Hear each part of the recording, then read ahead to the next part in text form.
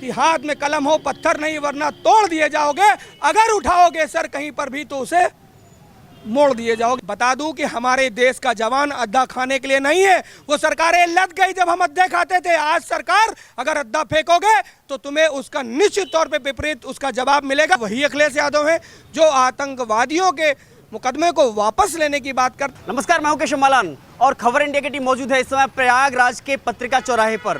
प्रयागराज में जुमे की नमाज के बाद में हुई हिंसा और उसके बाद दंगाइयों पर कार्रवाई करने के लिए 48 घंटे के अंदर चलाया गया बुलडोजर, वो भी बहुमंजिला इमारत को 3 घंटे में 3 बुलडोजर की मदद से उसे ध्वस्त कर देना और उसके मलबे के ढेर में तब्दील कर देना। लेकिन उसके बाद में राजनीति कुछ इस तरह से शुरू हो जाना कि अखिलेश यादव की सबसे पहले टिप्पणी आना, भले ही दंगाइयों को लेकर के टिप्पणी अभी तक ना आई हो कि वह किस संविधान के तहत में पत्थरबाजी की गई थी, लेकिन उसके बाद में ये कहना जैसे ही बुलडोजर चलता है कि निर्दोषों पर, बेगुनाहों पर और शांतिपूर्ण तरीके से प्रदर्शन करने वाले प्रदर्शनकारियों पर असंवैधानिक तरीके से बुलडोजर चलाया जा रहा है। इसी खास बातचीत के लेकर के आज हमारे साथ कुछ प्रयागराज के हिंदूवादी लोग खड़े हुए हैं, जिन्होंने इस प्रयागराज की भूमि पर इसको आग में जलते हुए देखा।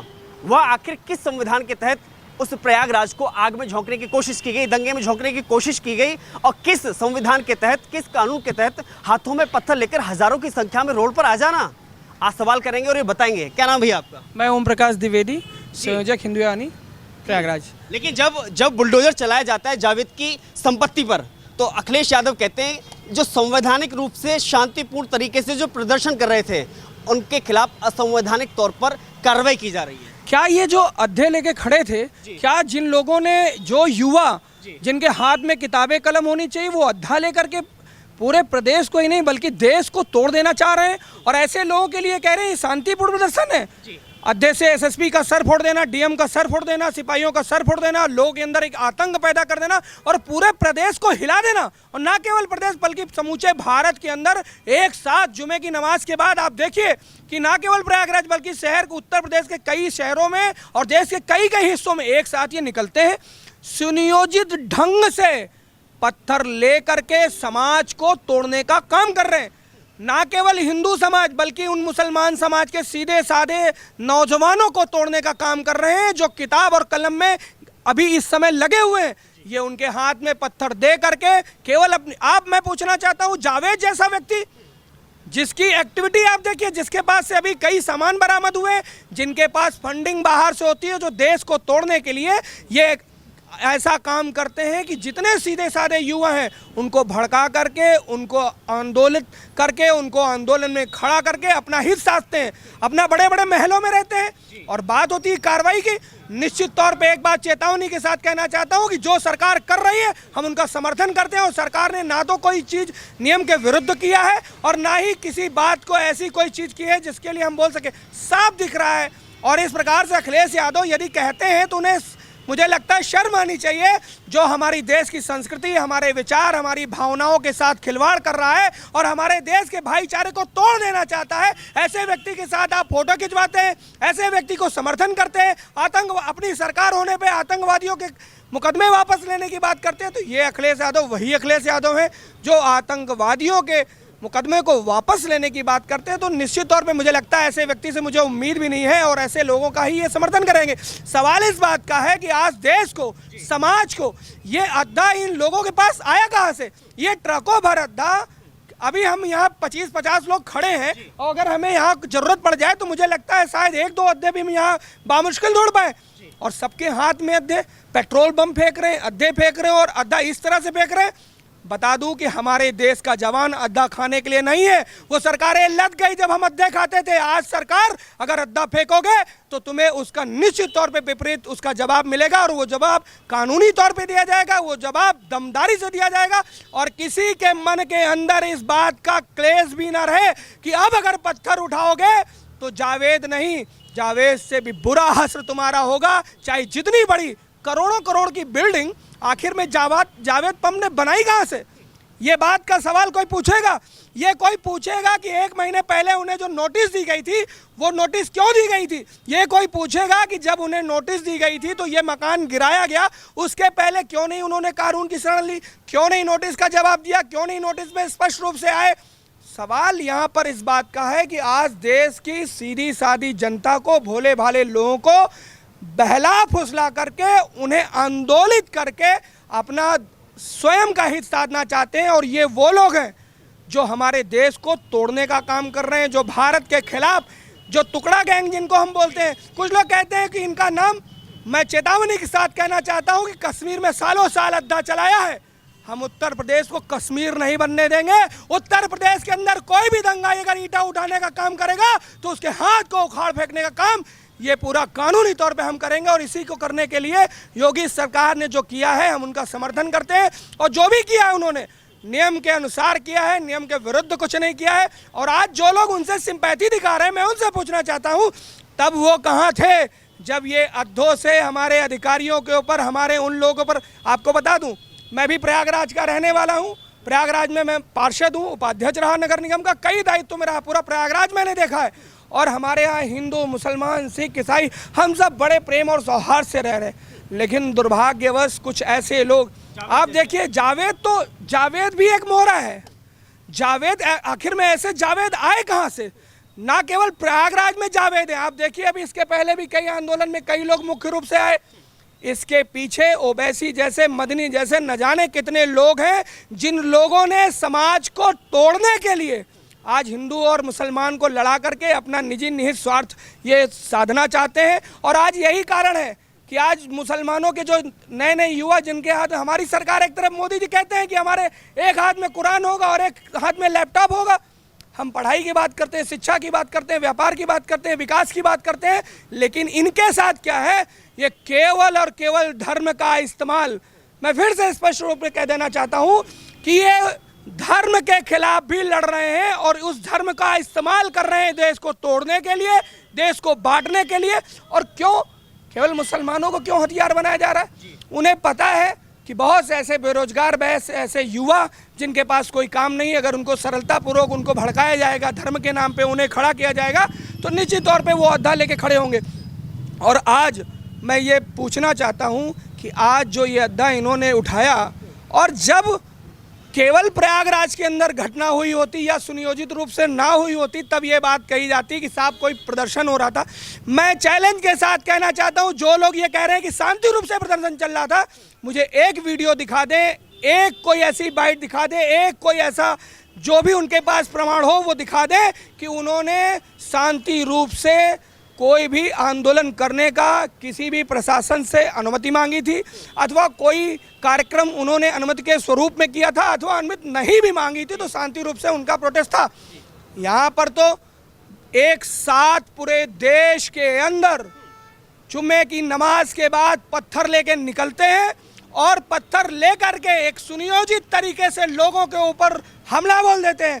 उसमें कई लोगों का सर फट जाता है, कई लोगों की जान जा सकती थी। क्या अखिलेश यादव जी और ऐसे तमाम टुकड़े टुकड़े गैंग को नहीं लगता कि जो लोग समाज को तोड़ने का काम कर रहे थे, तो जो समाज को बांटने का काम कर रहे, वो शांतिपूर्ण ढंग से कर रहे थे? मैं तो कहूँगा कि गर्व है मुझे ऐसी सरकार पर, मुझे गर्व होता है, फक्र होता है कि आज पहली बार, आज़ादी के बाद से पहली बार केंद्र और राज्य में ऐसी सरकारें आई हैं जो इन चीज़ों का जवाब। और मैं आपसे कहना चाहता हूँ, आज बहुत से लोग पूछते हैं धारा 370 हट जाने से क्या हुआ? धारा 370 हटने के बाद जो कश्मीर के पत्थरबाज थे, धीरे धीरे उनको अपनी औकात पता चल रही है। आज जो कश्मीर के युवा पत्थर लेके चलते थे, आज वही कश्मीर के युवा खेलों में सहभागिता कर रहे हैं, कलम लेके पढ़ रहे हैं और अपनी पढ़ाई लिखाई के ऊपर बढ़ते दिख रहे हैं। आज उधर सुधार हो रहा है, तो उनको लग रहा है कि अगर हमने कश्मीर भी सुधार दिया, पूरा देश सुधर गया, तो हम कहाँ जाएंगे? तो ऐसे लोग केवल अपनी रोजी रोटी को साधने के लिए देश के अंदर देश को तोड़ देना चाहते हैं। और उन्हें लगता है कि हमारा कहीं अस्तित्व नहीं बचा है, उस अस्तित्व को बनाए रखने के लिए ये देश को तोड़ रहे हैं और देश को बांट रहे हैं। ऐसा ना तो हम बर्दाश्त करेंगे। और मैं अपने सरकार को बधाई देता हूँ। और निश्चित तौर पर एक बात और कहना चाहता हूँ कि जितनी भी कार्रवाई हुई है वो नियम के अनुरूप हुई है। जावेद पंप के साथ जो कुछ भी हुआ है, जावेद पंप एक बार की तो इस चीज़ के लिए नहीं बन गया। जावेद पंप ने सालों साल, इतना बड़ा बंगला उसका कहाँ से आया, इतनी संपत्ति उसके पास कहाँ से आई? ये ऐसे लोग हैं जिनको फंडिंग होती है, जिनको पैसा दिया जाता है कि आप लोगों को भड़काइए, आतंकित करिए और आतंकवाद जैसा माहौल बना करके देश को तोड़ करके बांट करके अपने आप को खड़ा करिए और अपने आप जैसे न जाने कितने जावेद बना दीजिए। मैं आपके माध्यम से कहना चाहता हूँ, एक जावेद तो क्या, जावेद नाम का कोई भी व्यक्ति अपने अंदर अगर है तो इस बात की हिम्मत नहीं करने पाएगा कि दोबारा वो पत्थर उठा सके। यही मेरा संदेश है कि हाथ में कलम हो, पत्थर नहीं, वरना तोड़ दिए जाओगे।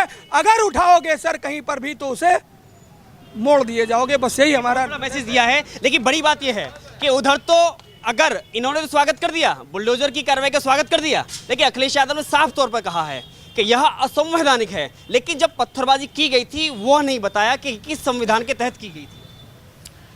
देखिए, हम तो इस पूरे उत्तर प्रदेश की जनता को धन्यवाद ज्ञापित करेंगे, क्योंकि ऐसे उत्तर प्रदेश के सरकार को उन्होंने चुना, उत्तर प्रदेश के हिंदू हृदय सम्राट योगी आदित्यनाथ जी महाराज जी को। और आज उसका उनको मलाल है कि उनके जमानत जब्त हुई। आज वो बौखलाए हुए हैं, क्योंकि उन्हें पता है कि आज के डेट में हमारे साथ सिर्फ आतंकवादी साथी हैं और कहीं ऐसा ना हो कि इन आतंकवादी जैसे साथियों को जो उत्तर प्रदेश के हैं उनको कहीं जेल में चले जाएंगे तो ये भी हमें वोट नहीं दे पाएंगे। इसलिए अखिलेश यादव जी आज बौखलाए हुए हैं और इस बात का हमें गर्व होता है कि आज हम इस प्रयागराज जैसे गंगा यमुना तहजीबी शहर को भी इन जैसे बड़े नेताओं के द्वारा, इस संस्कृति जैसे शहरों को भी, ये शहर में भी ऐसे घटनाएं जावेद द्वारा आतंकवादी जैसे लोगों का भी ये बयान अखिलेश यादव जी दे रहे हैं, ये बहुत ही निंदनीय है और हम लोग इसका पुरजोर विरोध करते हैं। और यह गंगा यमुना तहजीबी का यह शहर है, हम लोग हिंदू संगठन से, ना कि किसी राजनीतिक दल से, हम लोग जो है संस्कृति और तहजीबी का बहुत ही विशेष हम लोग ध्यान देते हैं और हम लोग भारत माता के लिए और अपनी संस्कृति के लिए कुछ भी कर सकते हैं, क्योंकि तेरा वैभव अमर रहे माँ, हम दिन चार रहे ना रहे, क्योंकि हम लोग इस देश के लिए कुछ भी कर सकते हैं। और आज हमारा यह देश सर्वधर्म सर्व संप्रदाय के लिए माना जाता है, चाहे वो हिंदू हो, चाहे मुस्लिम हो, चाहे सिख हो, चाहे ईसाई हो, सभी आपस में अपने भाई भाई हैं। लेकिन उसमें से कुछ ऐसे दुराचारी, कुछ ऐसे आतंकवादी हमारे घुसपैठिए यहाँ पे हैं, जिसके लिए हमारा उत्तर प्रदेश सरकार और केंद्र सरकार उनको कहीं भी वो बिल पे छुपे हुए हैं, उनको ये सरकार ढूंढ निकालेगी और उनको सही स्थान पे पहुंचाने का कार्य उत्तर प्रदेश सरकार और केंद्र सरकार करेगी। और हम लोग पूरी जनता तन मन और धन और बल से अपने केंद्र और प्रदेश सरकार के साथ खड़े हुए हैं, हर एक 24 घंटे पूरे दिन रात। और इसी के साथ आपको एक बात और कहना चाहते हैं भाइयों, कि हमारे उत्तर प्रदेश में अपितु प्रधानमंत्री जी का भी कहना है कि आज भारत का उत्तर प्रदेश सबसे बड़ा उत्तम प्रदेश बन चुका है। और आज यही लोगों को आंखों में मचौलिया हो रही है कि आखिर में उत्तम प्रदेश, जो कि पहले यह प्रदेश किसी भी मोड़ में मोड़ दिया जाया करता था, किसी भी क्षेत्रीय दल के पार्टी द्वारा कभी भी किसी जनता को छला जाता था, आज कोई भी छोटे छोटे दल हमारे समाज के लोगों को छला नहीं जा रहा है, क्योंकि जनता जागरूक हो चुकी है। और आज यही छोटे छोटे दल सपा बसपा आए गए जो भी हैं, तो आज लोगों में एक बौखलाहट सी बात है। और मुझे पूर्ण विश्वास है अपने उत्तर प्रदेश के समस्त जनता के साथियों को, और मैं गर्व के साथ उनको धन्यवाद देता हूं कि आज ऐसा स्वच्छ और सुंदर सरकार उन्होंने चुना।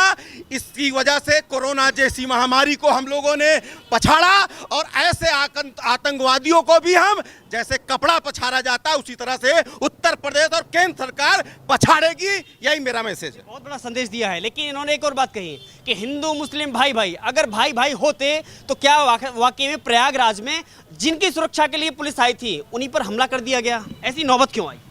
ये एक बहुत ही सुनियोजित तरीके से पहले से ये घटनाएं थी इनकी।